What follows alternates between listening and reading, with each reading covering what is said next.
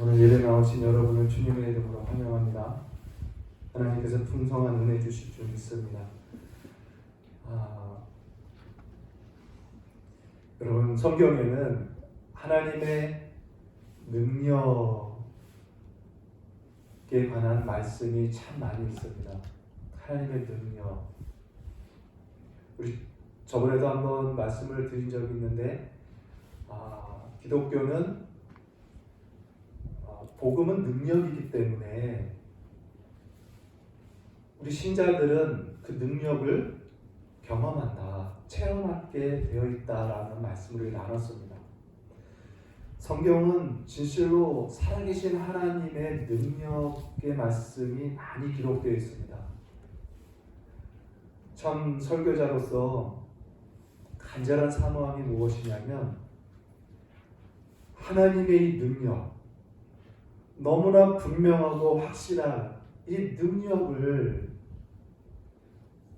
우리가 어떻게 체험하고 경험할 수 있는가라는 겁니다. 여러분, 능력은 이론이 아니잖아요. 그 능력은 나타나야 되는 것입니다. 귀로만 듣는 것이 될 수가 없어요. 그리고 능력은 나타나고 보여져야 되는 겁니다. 하나님은 살아계시기 때문에, 그리고 그의 능력은 지금도 살아계시기 때문에 능력은 우리에게 나타나야 되고 보여져야 되는 거예요. 설교는 이 하나님의 능력을, 나타나고 보여지는 이 능력을 어떻게 말씀으로 교회 안에서 함께 그 능력을 체험하고 경험할 수 있는가, 이것을 고민하는 것이 설교라는 것입니다. 바라기는 오늘 하나님 성경에 나와 있는 하나님의 능력을, 나타나고 보여진 능력을 오늘 말씀으로 여러분에게 동일하게 보여드리고, 동일하게 또한 믿음으로 여러분의 삶 속에 그 능력이 나타나는 은혜가 있기를 간절히 바라는 그런 마음이 있습니다. 그 은혜를 사모하며 우리가 하나님의 능력의 말씀을 듣기를 바랍니다. 여러분, 2021년이 시작한 지 벌써 한 달이 이제 다 지나갑니다. 오늘이 1월 31일입니다. 우리가 한 달 전에 송구영신 예배를 드리면서 2020년 작년의 한 해를 돌아봤었죠. 돌아보면서 어떤 마음이 들었습니까? 작년 연초에 시작할 때쯤에 우리는 많은 계획을 세웠었는데, 그 송구영신 예배를 드리면서 연초에 세웠던 계획 얼마나 이루었는가 살펴보았어요. 대부분 연초에 계획했던 것 다 이루지 못한 아쉬움과 때론 낙담, 이런 것들로 송구영신을 보내곤 합니다. 그러면서 새로 시작되는 21년을 또 새로운 계획을 아마 다 세웠을 거예요. 그렇죠? 근데 이미 한 달이 지났습니다. 오늘 한번 잠시나마 연초에 세웠던 계획들 여러분 잘 이루어가고 계십니까? 어떠세요? 많이 놓치고 있는 건 없습니까? 참 이럴 때마다 느껴지는 것은 무엇이냐면, 우리는 때마다 계획을 많이 세웁니다. 그런데 지나고 나면 항상 그 계획이 온전히 성취되는 경우가 드물다는 거예요. 왜 그럴까? 왜 우리들은 많은 계획을 세워도 뒤앞길 보면 항상 그 계획을 온전히 이루지 못할까? 그 요인이 무엇일까? 이런 생각을 하게 돼요. 아마 다양할 겁니다. 계획을 이루지 못하는 이유들이. 그 중에 하나가 어쩌면 계획이 좀 너무 무모한 계획일 수 있어요.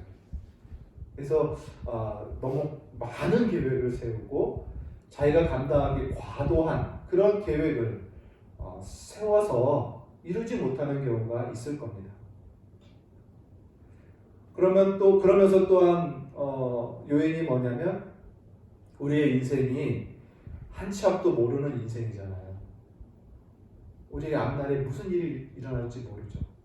그래서 계획은 과도하지도 않고 버겁지 않게 잘 바르게 잘 짜여진 그런 계획을 세웠다 할지라도, 바른 계획을 세웠다 할지라도 한 치 앞도 모르는 인생을 살면서 많은 장애물을 만나게 되죠.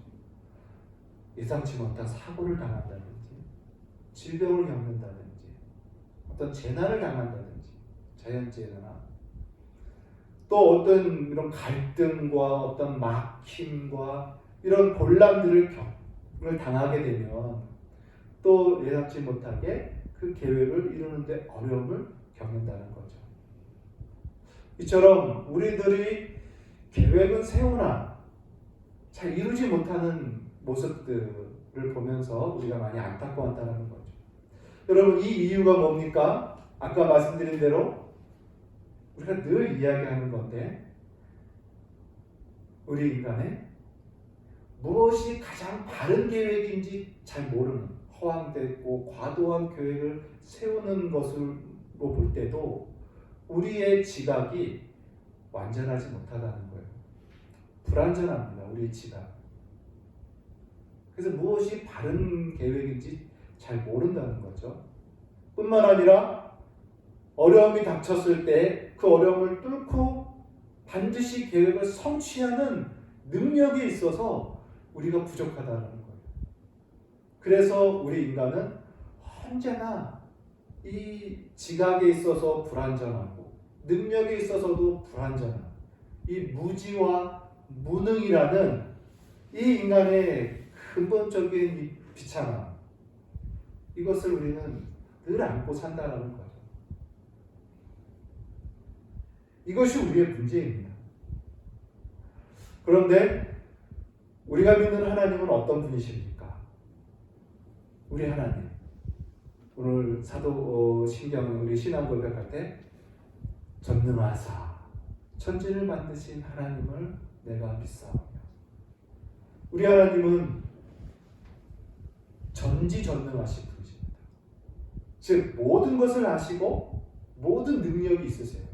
그는 알파와 오메가, 처음과 끝이라는 거예요. 곧 하나님은 처음과 끝을 다 알고 계신다는 겁니다. 그래서 하나님의 지각에 있어서는 불완전함이 없어요. 완전합니다. 그분의 계획 완전합니다. 그리고 능력에 있어서도 완전합니다. 그래서 그분이 계획하신 것은 어떠한 상황에서도 반드시 이루어집니다. 그래서 우리가 지난 수요일 날 그 전능하심을 믿고 무엇이든지 믿음으로 구하면 다 받는.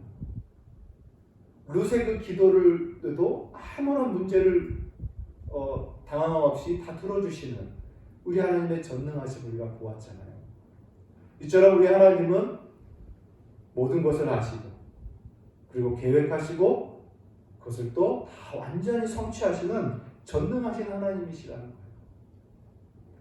그래서 성경에 보면 우리와 같은 이 불완전한 인생들의 이해가 참 많지 않습니까? 무지에 쌓여있고 무능에 쌓여있는 우리 인생들의 이야기, 자취우돌하는 그러한 우리 인생들의 이야기 속에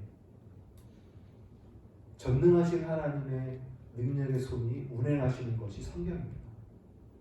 그래서 이 불완전한 인생의 삶의 이 모습이 있다 할지라도 그 인생 위에 역사하시는 하나님의 능력으로 말미암아 하나님의 모든 계획은 한치의 오류도 없이 완전하게 성취된다. 우리의 어리석음과 무능이 하나님의 능력과 계획을 성취하는데 조금도 방해가 되지 않는 이 모습이 성경의 이야기입니다. 여러분, 하나님의 이 능력의 손 안에 있는 우리 인생들의 모습을 생각할 때 나만 생각하면 불안하고 염려하고 낙심될 수밖에 없지만 나를 주관하시는 전지전능하신 하나님의 손을 바라보면 우리는 불안하지 않아요.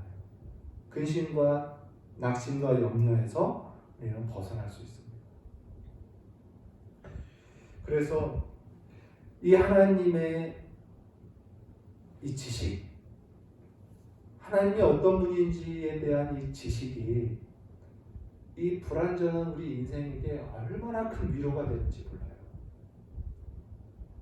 얼마나 큰 능력이 되고 참 힘이 되고 믿음이 되고 찬송이 되고 기쁨이 되는지 모릅니다. 하나님이 어떤 분이신지를 아는 것, 그 지식이 저와 여러분에게 힘이에요. 이 하나님이 우리를 주관하신다라는 이 말씀이 저와 여러분에게 복이 되길 바랍니다. 오늘 이 능력, 전능하신 하나님의 능력, 이 능력에 관한 말씀을 우리가 좀 더 살펴보고 싶습니다. 이제 본문으로 들어가서 본문의 3절에 이렇게 시작합니다. 찬송하리로다. 찬송하리로다. 이 에베소서의 저자는 사도 바울이죠. 사도 바울이 지금 찬송하리로다 이렇게 3절을 시작을 합니다. 근데 여러분 이 찬송하리로다라는 이 말은요, 사도 바울 개인의 신앙 고백적 차원의 의미로 찬송하리로다 쓰는 것이 아닙니다. 사도 바울이 자신이 은혜를 깨닫고 하나님의 모습 풍성한 은총을 깨닫고 감격되어서 찬송하리로다 하는 개인의 고백, 또는 그래서 여러분들도 같이 찬양합시다라는 어떤 그러한 사도 바울의 개인적 메시지로 보기보다는 이 찬송하리로다는 말씀은 하나님의 명령입니다. 하나님의 명령. 왜 그런가 하면 하나님께서 우리를 구원하신 목적이 무엇이냐? 그것이 바로 우리가 찬송하게 하기 위함이다라고 말씀하시기 때문이에요. 그래서 이 찬송하리로다라고 시작하는 것은요, 사도 바울이 썼지만 자신의 뜻이 아니라 하나님의 명령을 쓴 겁니다. 하나님이 우리 성도들에게 찬송하라라고 명령하고 있는 거예요. 그 이유를 이제 에베소서 이하에 쭉 설명하고 있는 것입니다. 그러므로 여러분, 이 찬송은 선택의 문제가 아니에요. 우리 신자들에게. 우리의 환경과 우리의 상황에 따라서 하고 안 하고 또는 못하고 하는 문제가 아니라, 찬송은 구원하신 하나님의 목적이며 구원받은 신자의 본분이 되는 거예요. 찬송은. 그래서 신자의 본질적인 문제가, 본질적인 사항이 바로 찬송이라는 것입니다. 왜냐하면 오늘 우리가 읽은 6절에 보면 이렇게 말씀하죠. 이는 그가 사랑하는 자 안에서 우리에게 거저 주시는 바 그 은혜의 영광을 찬송하게 하려는 것이다. 하나님이 우리의 뜻한 목적은 찬송, 우리가 찬송하게 하는 것입니다. 또 12절을 보면 이는 우리가 그리스도 안에서 전부터 바라던 그의 영광의 찬송이 되게 하려 하십니다. 우리가 찬송이 되게 하길 계획하셨다는 거예요. 14절도 이는 우리 기업의 보증이 되사 그의 얻으신 것을 속량하시고 그의 영광을 찬송하게 하려 하시리라. 하나님께서 우리 인생을 부르신 목적은 찬송이라는 것입니다. 찬송하게 하기 위해서 우리를 구원하시고 부르셨다라는 거예요. 근데 여러분, 이 우리를 찬송하게 하기 위해서 부르셨다라는 이 의미가 우리가 하나님을 기계적으로 찬송하는 존재로 삼기 위해서 부르셨다라는 뜻이 결코 아닙니다. 이 말씀은 하나님이 우리에게 베푸신 그 은혜와 그 사랑의 그 풍성함을 영원토록 누리게 하기 위해서 부르셨다라는 뜻이에요.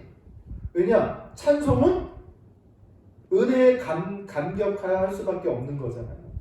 우리가 영원토록 찬송하는 존재 삼으시기로 부르셨다면 우리는 영원토록 그 하나님의 은혜와 그 사랑에 겨워 영원토록 살게 하셨다는 뜻입니다.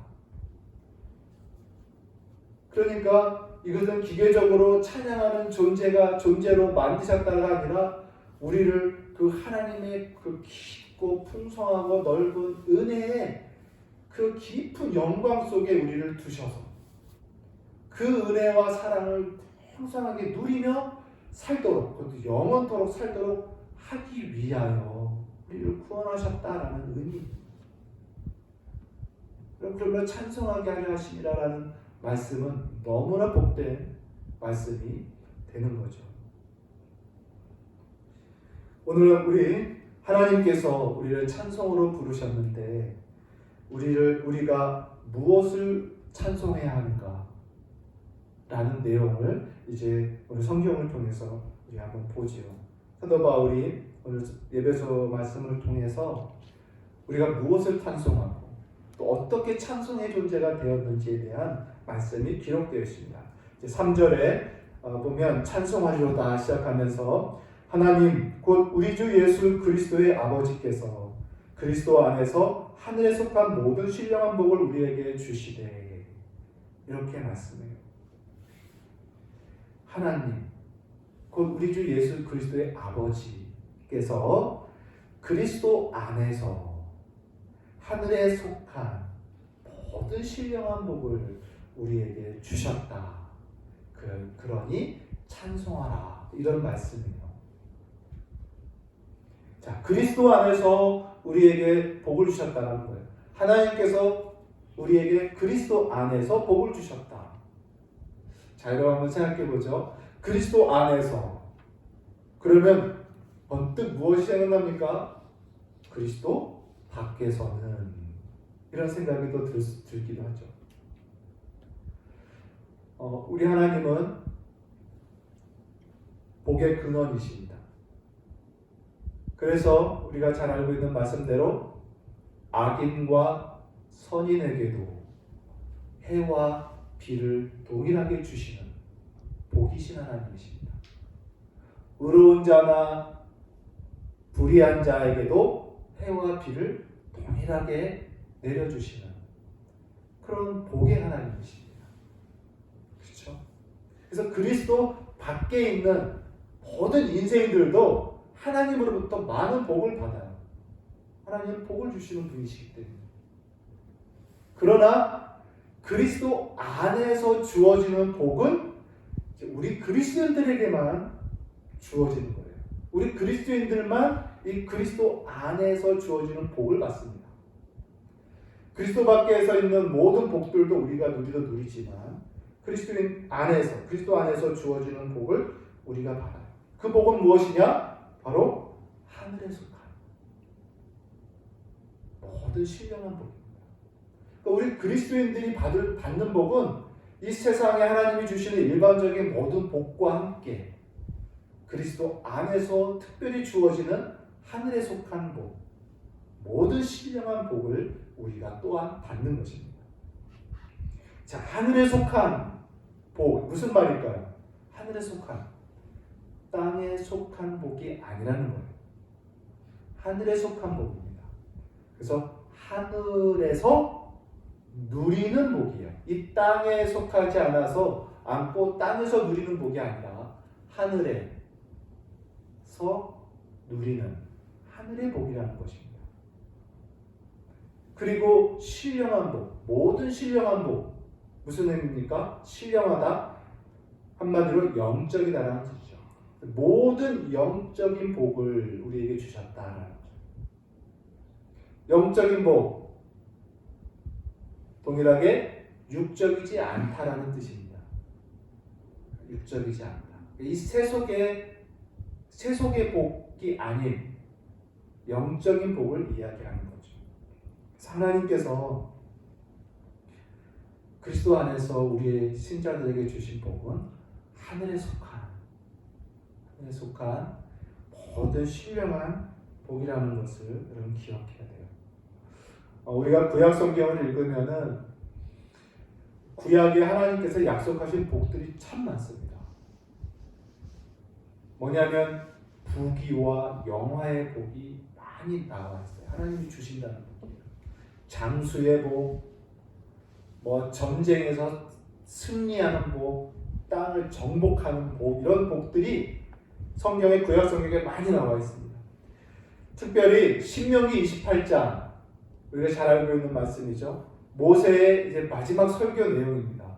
신명기 28장에 순종하는 자에게 주어지는 복의 내용이 1절부터 14절 이하까지 쭉 기록이 되어 있어요. 내용은 이래요. 너를 내가 하나님의 말씀에 순종하면 내가 너를 세계 모든 민족 위에 뛰어나게 하는 복을 줄 것이다. 성읍에서도 복을 받고 들에서도 복을 받을 것이다. 내 몸에서 나는 자녀와 내가 소유한 토지와 내가 기르는 모든 가축의 새끼들이 복을 받을 것이다. 관주리와 떡반죽 그릇이 복을 받을 것이다. 들어가면서 복을 받고 나가면서도 복을 받을 것이다. 너를 대적하는 적군이 한 길로 들어왔다가 7길로 도망갈 것이다. 내 창고와 손으로 하는 모든 일이 복을 받을 것이다. 너를 위하여 하늘의 아름다운 보고를 내가 열어서 때를 따라 비를 내려주는 복을 줄 것이다. 자연의 모든 복까지 다 주신다는 거죠. 그리고 우리가 잘 알고 있는 말씀, 내가 많은 민족에게 꾸어줄지라도 너는 꾸지 아니할 것이며 너는 머리가 되고 꼬리가 되지 않게 하리라. 이러한 복들이 신명기에 쫙 기록이 되어 있어요. 한마디로 뭡니까? 이 땅에서 누릴 수 있는 모든 복이 기록되어 있어요. 땅에서 누릴 수 있는 모든 복입니다. 그런데 우리가 이제 예수님을 통해서 깨달은 진리가 있습니다. 뭐냐면 구약은 예수님이 오시기 전에 곧 하나님께서 독생자 예수 그리스도 참복의 실체이신 예수님을 보여주기 전에 우리들에게 보여준 구약의 복들, 또 구약의 모든 말씀들은 다 뭡니까? 초등학문 수준이다 라고 얘기합니다. 또는 참 실체를 설명해 주는 예표 또는 그림자, 이렇게 말씀해요.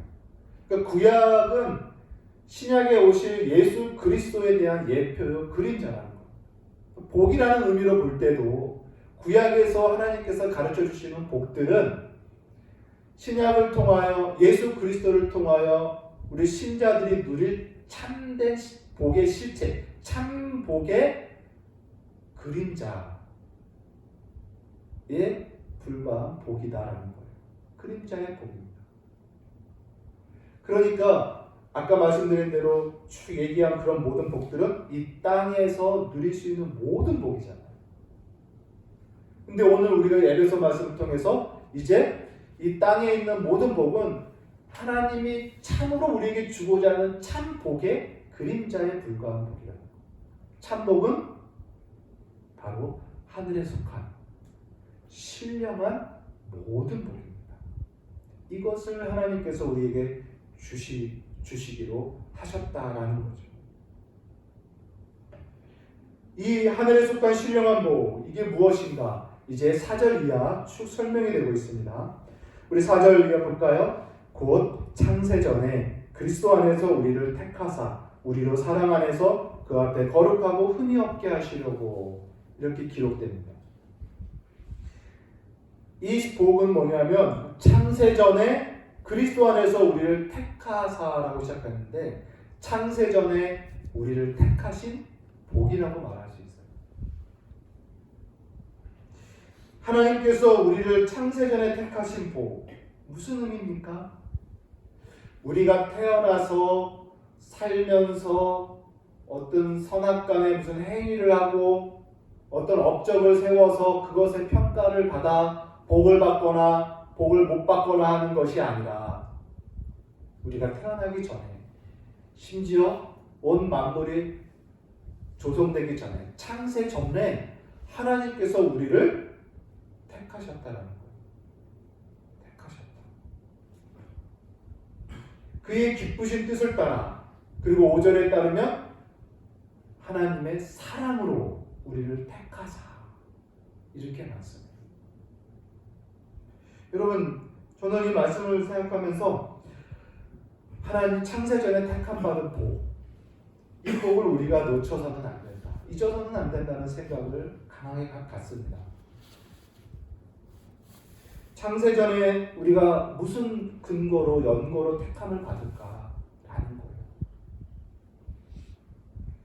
하나님께서 창세전에 우리를 택하신 조건은 오직 하나입니다. 사랑입니다. 사랑. 우리의 어떠한 조건이 아니라 하나님 그분의 깊음에 있는 사랑이 조건이 되어서 그 사랑으로 우리를 택하신 거예요. 우리가 요즘에 성경 일독을 하면서 요즘에 창세기를 읽습니다. 창세기에 야곱이 나와요.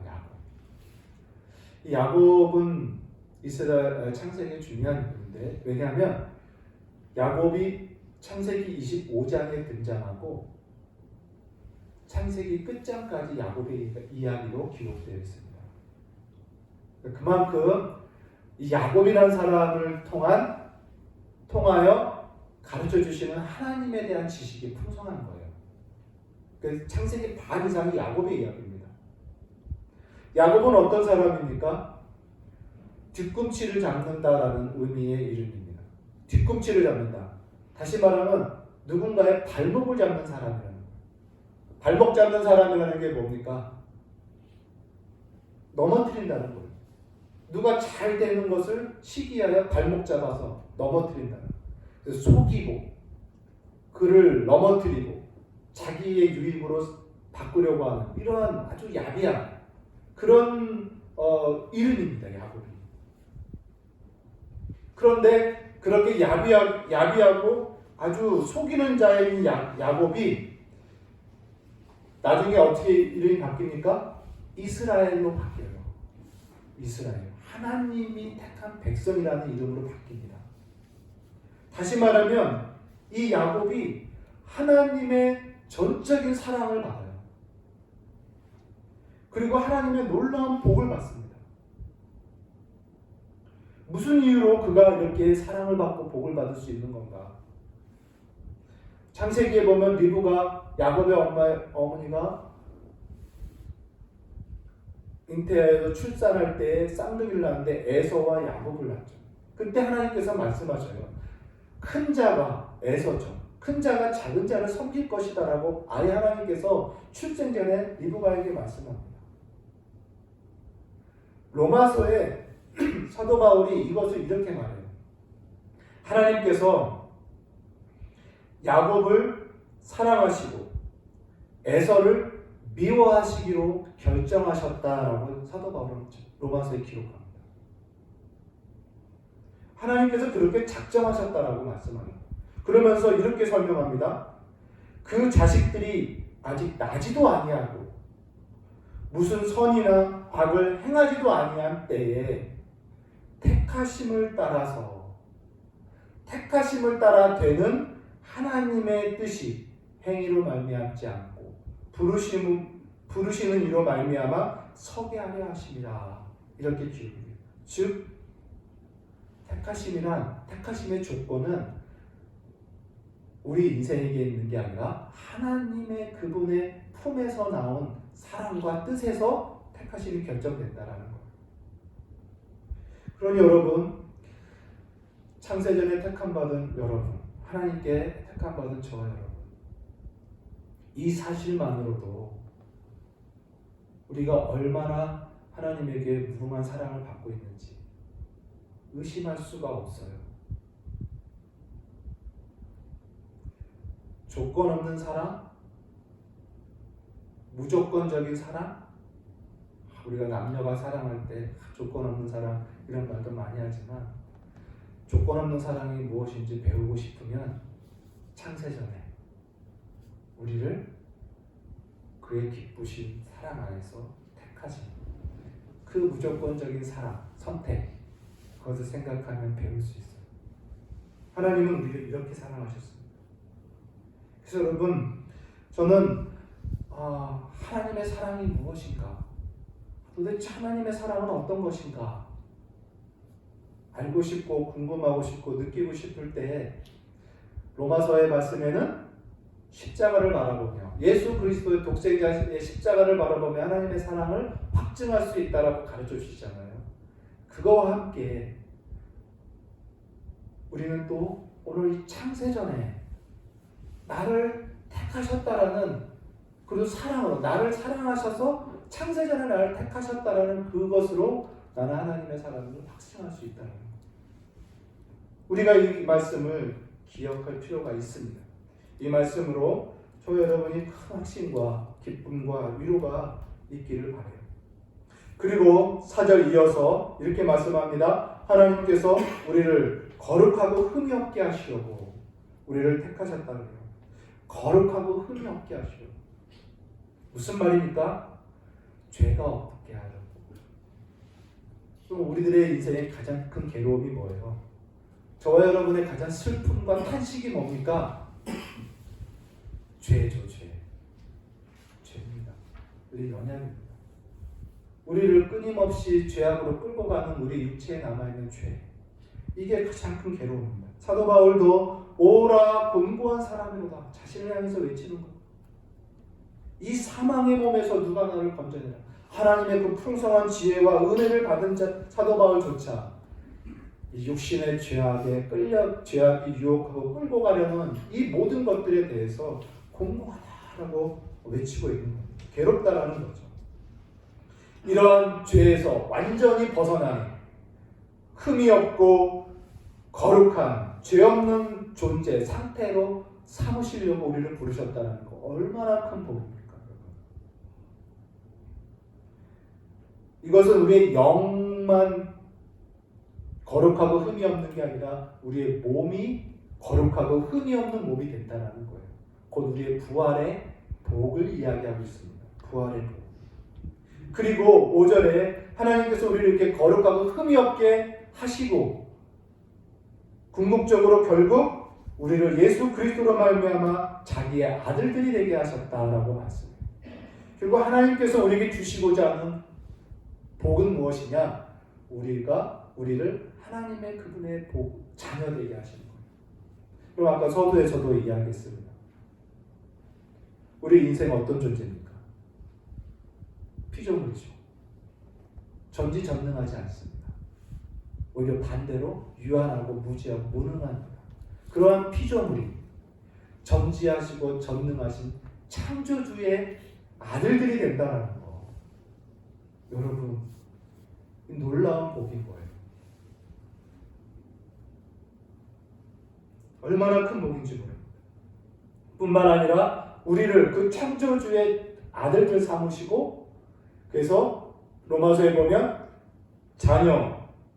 자녀이면 곧 상속자니 이렇게 말씀하죠.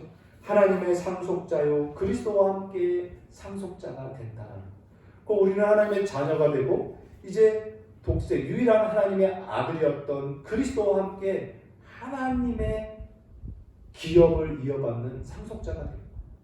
신적 기업을 우리 피조물이 우리가 있는 자들이 되는 거예요. 영원토록. 진실로 놀랍고 큰 복입니다. 이 모든 것들을 우리에게 저에게 주시려고, 여러분에게 주시려고 하나님께서 창세전에 우리를 사랑 안에서 택하셨다 말씀합니다. 사랑하는 성도 여러분, 우리 인생이 무슨 일을 해서 이러한 복을 받을 수 있습니까? 우리가 무슨 노력과 무슨 수고와 무슨 몸부림을 쳐서 하나님의 아들들이 될 수가 있어요? 어떻게 이 비참한 죄악에서 자유롭게 되는 존재가 될 수 있어요? 불가능합니다. 오직 하나님께서 우리를 택하심으로 이 복이 우리에게 주어집니다. 오늘 6절에 이렇게 말씀합니다. 이 모든 복이 우리에게 거저 주신 바 되었다 하고 말입니다. 이 놀라운 복을 하나님이 우리에게 거저 주셨다. 그러면 정말 눈물 날 만큼 감격스러운 은혜 아닙니까? 이 큰 복을 우리에게 거저 주셨다는 것. 우리의 어떠함으로 조건을 따라 준 것이 아니라 정말 무조건적으로 선택하고 무조건적으로 사랑하죠. 그것을 우리에게 온전히 거저 주시는 하나님의 은혜, 이 은혜를 우리가 찬송하게 하려 하시다라고 하나님께서 말씀하십니다. 그래서 오늘 사도 바울은요, 그 은혜라는 말로 끝낼 수가 없었던 것 같아요. 그래서 그 은혜의 영광을 이렇게 표현하는 거예요. 그 은혜가 얼마나 영광스러운지 그 은혜의 영광을 찬송하게 하려 하십니다. 영광스러운 은혜라는 것입니다. 사랑하는 성도 여러분, 오늘 이 은혜, 이 하나님의 풍성한 사랑, 이것이 저와 여러분의 찬송의 이유가 됩니다. 이 은혜의 영광스러움을 여러분 정말 찬송하고 기뻐하며 감격하며 살아가는 은혜가 있기를 바라요. 저는 이 말씀을 통해서 말씀을 읽으면서 여러분 창세전에 계획한 것을 반드시 이루시는 하나님의 그 능력을 생각하게 돼요. 우리는 못하지만 하나님은 계획한 것을 다 이루십니다. 예레미야 33장 2절에 보면 제가 참 좋아하는 말씀 중에 하나예요. 이를 행하는 여호와, 그것을 지어 성취하는 여호와, 나 여호와가 말한다. 이런 말씀이 있어요. 이를 행하시는 여호와, 그것을 지어 성취하시는 여호와. 무슨 말입니까? 하나님은 전능하시고 그것을 계획하시고 그것을 반드시 또 성취하신다라는 그런 하나님이라는 거예요. 이를 행하시는 여호와, 그것을 지어서 그것을 반드시 성취하시는 나 여호와가 말하노라. 오늘 에베소서 우리가 읽은 본문 말씀 속에 이 하나님의 능력이 절절히 흐르고 있어요.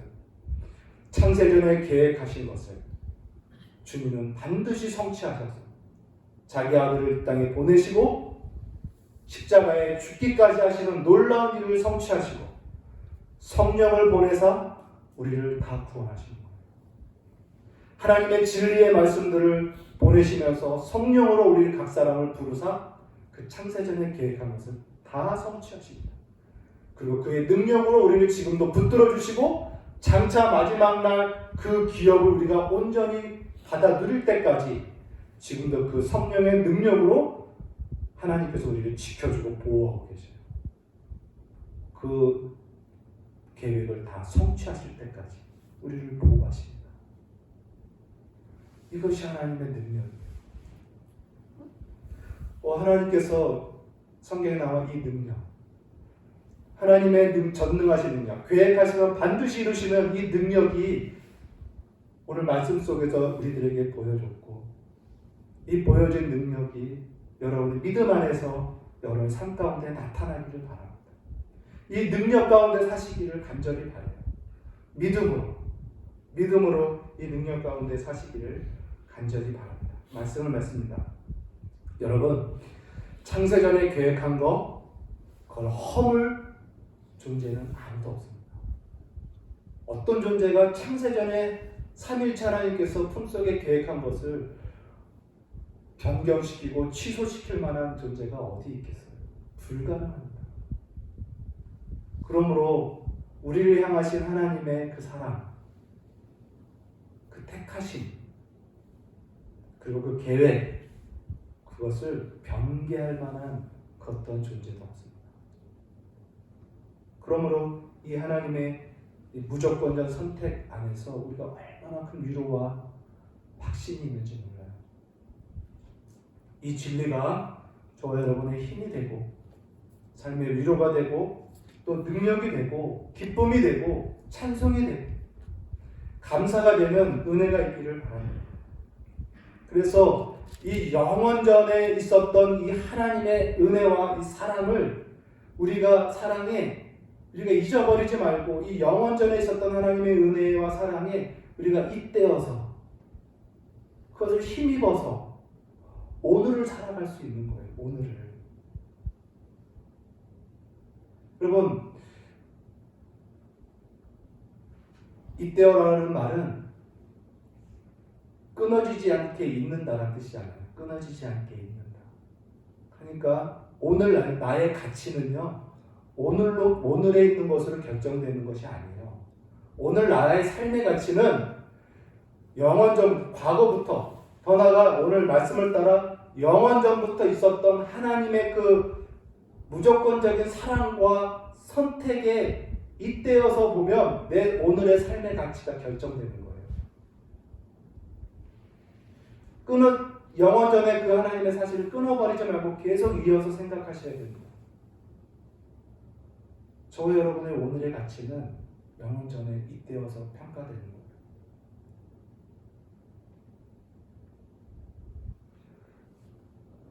하나님의 사랑에 잇대어 오늘 우리는 정해집니다. 뿐만 아니라 미래를 바라보면서도 오늘의 가치가 정해져요. 뭡니까? 장차 영원하게 누릴 그 우리의 약속을 남아있는 기업, 그 영광의 소망을 바라보면서 그 소망을, 미래의 소망을 소유한 자로서의 오늘 나를 보는 거예요. 그게 오늘 나의 가치가 결정될 겁니다.